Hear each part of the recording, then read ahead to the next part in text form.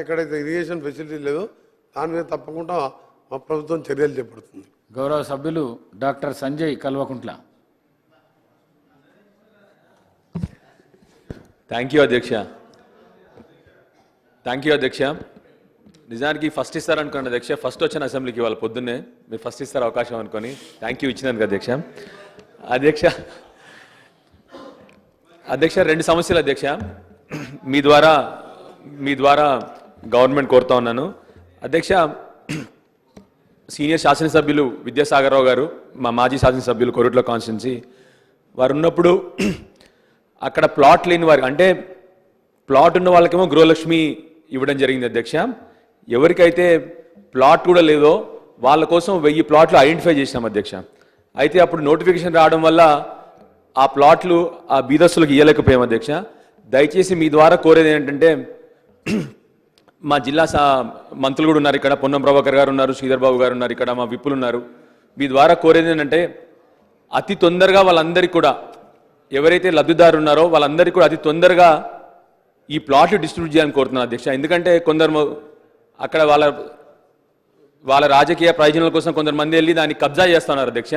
So దయచేసి మిమ్మల్ని కోరేది ఏంటంటే, మీ ద్వారా మంత్రులను కోరేది ఏంటంటే, అతి తొందరగా మళ్ళీ నోటిఫికేషన్ రాకముందు వాళ్ళందరికీ కూడా ఎవరైతే లబ్ధిదారు ఉన్నారో బీదస్తులకి ఆ 1000 ప్లాట్లు వాళ్ళందరికీ డిస్ట్రిబ్యూట్ చేయాలని మీ ద్వారా కోరుతా ఉన్నాను అధ్యక్ష.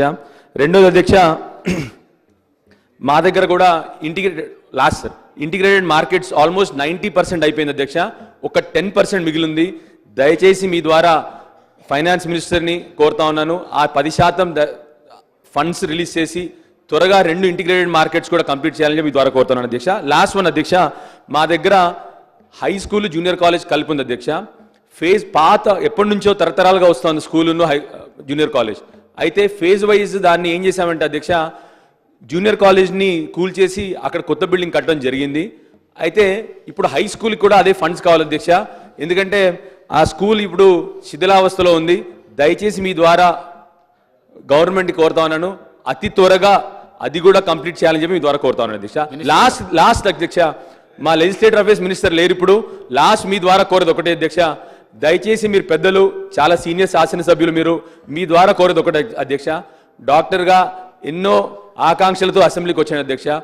దయచేసి ఈ అసెంబ్లీలో కొద్దిగా పదజాలము, కొద్దిగా వ్యంగ్యంగా మాట్లాడడము, వెటకారంగా మాట్లాడడం అది తగ్గించాలని చెప్పి మిమ్మల్ని దయచేసి మీ ద్వారా అందరినీ కూడా కోరుతా ఉన్నాను అధ్యక్ష.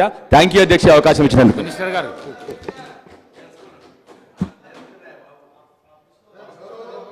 గౌరవ సభ్యులు డాక్టర్గా నూతనంగా వచ్చినందుకు వారికి స్వాగతం పలుకుతూ, మంచి సమస్యలు కలవకుంటైనా ఈ డాక్టర్ మంచి అయినా హై స్కూల్ జూనియర్ కాలేజ్ సమస్య చెప్పిన అధ్యక్ష, తప్పకుండా ఈ సమస్యని పరిష్కరించి సంబంధిత మంచి డాక్టర్ మంచి మనిషి, ఆ కలవకుండా కూడా లాగదు, ఈ కలవకుండా వేరే. దాంతోపాటు భాష గురించి చెప్పిన అధ్యక్ష, మన గౌరవ ముఖ్యమంత్రి గారు నల్గొండకు వచ్చి వీల్ చైర్లో కూర్చొని ఆ భాషలు, మాజీ ముఖ్యమంత్రి పర్మనెంట్ మాజీ, ఆ భాష భారతదేశంలో ఏ రాష్ట్రంలో ఏ మాజీ ముఖ్యమంత్రి ఏ మంత్రి మాట్లాడే విధంగా దున్నపోతూ బర్రెలు పాలిచ్చే బర్రెలు అని ఏవో మాట్లాడాడు. కొంతసేపు నేను టీవీ బంద్ చేసా, ఎందుకంటే నా నల్గొండ టౌన్లో నా కాన్స్టిట్యూన్సీలో ఒక మాజీ ముఖ్యమంత్రి అలాంటి భాష మాట్లాడతాడని తెలంగాణ సమాజం ఎవరు అనుకోరు, హర్షించరు. అందుకనే కల్వకుంట్ల డాక్టర్ గారికి ఏం చెప్తున్నా అంటే, ముందుగా ఆయనకు మెయిల్ ద్వారాను ట్విట్టర్ ద్వారా ఆయనకు పంపి, ఇక్కడ అందరు సభ్యులు బాగానే మాట్లాడుతున్నారు, కొద్దిగా అన్ని నోట్ చేసుకునే మంచి సలహా ఇచ్చిండబ్బా. మంచి డాక్టర్ అయినా సరే కొత్తగా వచ్చినా సరే మంచి సలహా ఇచ్చాను. పోయిపోయి నా కాన్ఫిడెన్స్లో దున్నపోతు పాలిస్తుందా ఏమో మాట్లాడిండు. నాకు ప్రాబ్లం అనిపించింది. నా ఏరియాలో నా టౌన్లో మా నల్గొండ అంటే మర్యాదకు మారిపోయారు, తెలంగాణ అంటేనే మర్యాదకు మారిపోయారు. అలాంటి తెలంగాణలో ఒక 10 సంవత్సరాలు ముఖ్యమంత్రిగా ఉండి వాడిన భాష చాలా సభ్య సమాజం ఇలా అందరూ కూడా బాధపడుతున్నారు, ఏంది ఇలా మాట్లాడు.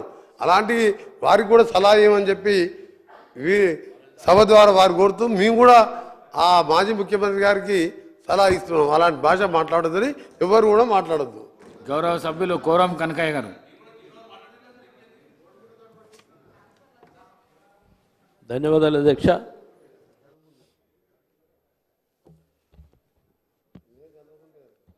మాది ఎల్లందు నియోజకవర్గం అధ్యక్ష. ఆ ప్రాంతం అంతా గిరిజనులు నివసించే ప్రాంతం అధ్యక్ష. ఎంత పోడు భూములు ఇబ్బందితో చాలా